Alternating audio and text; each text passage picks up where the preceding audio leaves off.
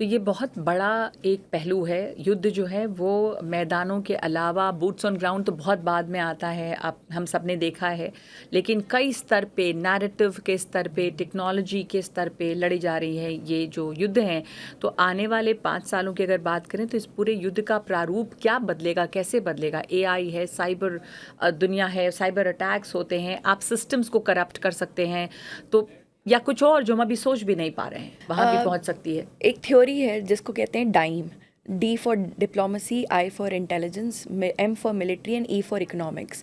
अगर हम डाइम की बात करें तो उसमें आज के दिन में दो बहुत महत्वपूर्ण चीज़ें जो सबसे ज़्यादा हमें ध्यान रखने वाली हैं, और हम ये वेनेजुएला के युद्ध, ईरान युद्ध और जो रूसी और यूक्रेनियन युद्ध है उन सब से निकल के आता है। यहाँ तक कि भारत पाकिस्तान के युद्ध से भी दो चीज़ें बहुत निकल के आती हैं, एक है इंफॉर्मेशन और एक है इकोनॉमी।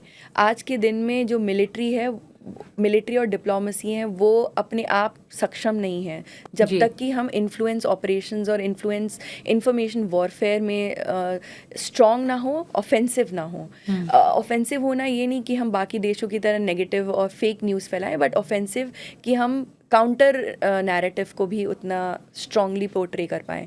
तो कहीं ना कहीं जब तक ये चीज़ हमारे कंट्रोल में नहीं है तो हम युद्ध के लिए तैयार नहीं हैं, चाहे वो डेटा सेंटर्स हों, चाहे वो नैरेटिव वॉरफेयर हो। तो ये जो एआई में इस तरह की एडवांसमेंट है वो किस तरह से युद्ध का पूरा प्रारूप बदल रही है, और क्या युद्ध को बहुत और सस्ता भी बना रही है कि किसी भी जगह पे आपके ड्राइंग रूम से, आपके ऑफिस में, आपके हॉस्पिटल्स में सिस्टम्स करप्ट कर दिए जाते हैं, और ये दुश्मन देश बहुत आसानी से कर सकते हैं अगर आपके सिस्टम्स को इन्फिल्ट्रेट करें। बिल्कुल, कहीं ना कहीं युद्ध में ये एक जिसको चीप वॉर या सस्ता कह रहे हैं हम, वो सही बात है, क्योंकि आज के दिन अगर टेररिस्ट को एक ड्रोन लेना है तो उसे मुश्किलात से 5,000-10,000 रुपए में एक बहुत अच्छा ड्रोन मिल जाएगा जिससे वो ड्रग ड्रॉप कर सकते हैं, करेंसी ड्रॉप कर सकते हैं, इनफैक्ट पेलोड्स भी उस पर डाल सकते हैं जिससे कि हम जीपीएस जैमिंग कर सकें।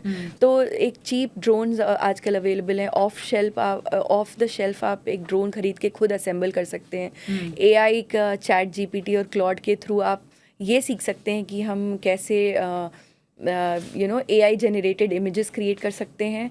यहाँ तक कि आपको इतनी मेहनत भी नहीं करनी है कि आप ट्विटर पे क्या स्टेटमेंट डालेंगे, आपको बस क्लॉड को एक कमांड देनी है, वो आपको 10 सजेशंस दे देगा कि आप ये ट्वीट कर सकते हो, आप ये ट्वीट कर सकते हो। तो वॉरफेयर चीप हो गई है, वॉरफेयर की स्पीड और स्केल दोनों में काफ़ी फ़र्क आया है।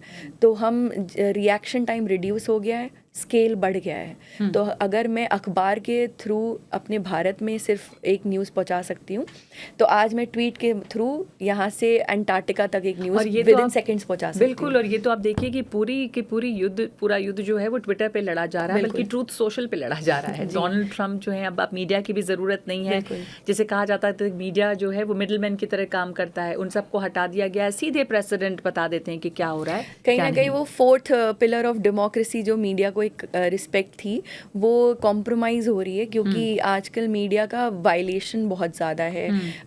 करप्ट करना, मीडिया प्लेटफॉर्म्स को करप्ट करना, मतलब using of the state actors directly of these platforms like Twitter, Facebook, Instagram, ये एक मिसयूज़ जो है और इसको एक्सप्लॉइटेशन जो है वो बढ़ता जा रहा है। तो आपने जैसे सही कहा कि अगले दिन अमेरिका क्या डिसीजन लेने वाला है वो हमें मिस्टर ट्रंप के ट्वीट से पता चल जाता है, तो हमें उनके ऑफिशियल प्रेस रिलीज की भी इंतजार नहीं करना पड़ता। व्हाइट हाउस की जो महत्व था वो भी खत्म हो गया है, तो सीधे राष्ट्रपति बता दे रहे हैं। तो इस तरह से पूरे का जिस तरह से युद्ध लड़ा जाता है, जिन जगहों पे युद्ध लड़ा जाता है, वो तमाम चीज़ें बदल रही हैं। सौम्या, ईरान पर जो हमला हुआ अमेरिका और इजराइल का, उससे बहुत चीज़ें दुनिया के सामने आईं, किस तरह से ये युद्ध लड़ा गया, किस तरह से नैरेटिव वॉरफेयर चली, और सोशल मीडिया पे जो ये युद्ध चला, और जो जीपीएस स्पूफिंग की आप बात करी थी, वो तमाम चीज़ें, तो उससे क्या सीख मिलती है दुनिया को? एक तो ये सवाल है। मतलब हमें कभी भी ये नहीं सोचना है कि इनफ, मतलब नेवर से नेवर, कि आज आपके साथ उन 2 कंट्रीज के साथ हुआ है तो आपके साथ नहीं होगा, ऐसा नहीं है। या फिर सिर्फ एक रणभूमि पे युद्ध हो रहा है, ये भी नहीं है। तो जो काइनेटिक वॉरफेयर है वो तो हमेशा रहेगा, तो आपको उसके लिए हमेशा परस्पर तैयार रहना है। पर नॉन काइनेटिक वॉरफेयर में भी हमें उतना ही इन्वॉल्व होना है और उसको हमें सेकेंड टियर पे नहीं रखना है।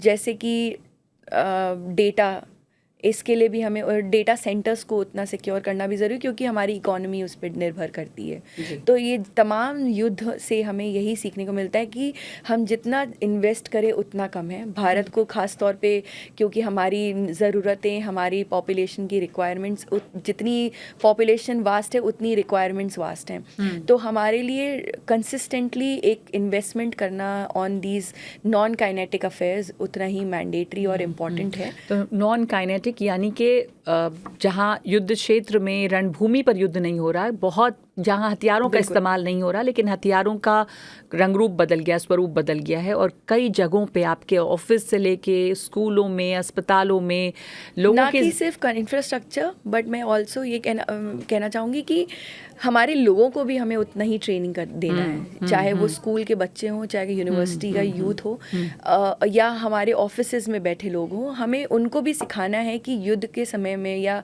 कैसे हमें कंसिस्टेंटली एक वॉर के माइंडसेट में रहना है, तैयार होना है, एक प्रोपेगेंडा को काउंटर करने के लिए भी तैयार होना है कि क्या आप देख रहे हैं, किस पर विश्वास करें, विश्वसनीयता कहाँ पर है, वो तमाम चीज़ें हम देखनी है। ब्लाइंडली किसी चीज़ को व्हाट्सएप पे फॉरवर्ड ना कर दें या रीट्वीट ना कर दें। उसके लिए भी हमें एक ट्रेनिंग देनी है लोगों को। युद्ध में अब हम सारे इन्वॉल्व हैं, ऐसा नहीं कि सिर्फ सैनिक या सरकारें लड़ रही हैं इस ग्लोबल वॉर को, पर हम सब एक जगह पे बैठ के एक सैनिक ही हैं जिनको रिएक्शन भी उसी तरीके से देना है। बिल्कुल, बहुत महत्वपूर्ण बात यह है कि युद्ध में सिर्फ वो सेना और सैनिक नहीं हैं जो लड़ रहे हैं, जो रणभूमि है वो बहुत सारी जगहों पर बदल गई है, आपके घरों तक पहुंच चुकी है, दफ्तर तक पहुंच चुकी है। तो सभी युद्ध में शामिल हैं और उसमें सतर्क रहना बहुत ज़रूरी है, क्योंकि ये जो दौर है वो हाइब्रिड टेररिज्म और हाइब्रिड वॉर, यानी कि वो युद्ध जो सिर्फ रणभूमि पे नहीं लड़ा जाता, ऐसा दौर है। धन्यवाद सौम्या आपका समझाने के लिए इस पूरी बात को बहुत अच्छी तरह से। बहुत बहुत धन्यवाद आपका, थैंक यू।